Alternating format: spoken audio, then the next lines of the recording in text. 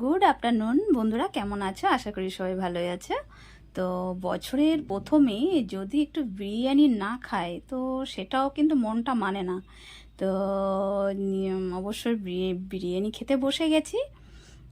তো আমাদের এখানে দেখো দাদা ভাই একটা বিরিয়ানি আছে, আর যেমন আমাদের ব্যারাকপুরে আছে দাদা বৌদি।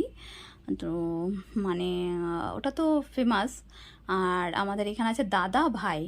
তো দাদা ভাই বিরিয়ানি অবশ্যই এর আগেও খেয়েছি। তো চলো আর একবার বছরের প্রথমে দাদা ভাই দিয়েই শুরু করি। আর যেহেতু আমি বিরিয়ানি খেতে খুব পছন্দ করি, তো বিরিয়ানির লাভার বলতে পারো আমি। তো চলো দেখি কি কি দিয়েছে। আর রাইসটা দেখেছো খুব লাইট, কিন্তু আর আমার খুব পছন্দ করি আমি এমন লাইট খেতে। আর কতগুলো টুকরো দিয়েছে, মানে ম্যাক্সিমাম 2 টুকরো দেয়। তো সেখানে হয়তো একটু লাস্টের দিকে গেছিলাম, তো যার জন্য এখানে 3 টুকরো, একটা বড় আর ছোট ছোট 2-3টে টুকরো আছে, আর একটা বড় আলু দিয়েছে। আর সাথে দিয়েছে স্যালাড। আর এখন তো আমি মানে বিরিয়ানির সাথে কিন্তু ডিম খেতে আমি খুব পছন্দ করি, বাট এখন আর ডিম দেয় না কোথাও।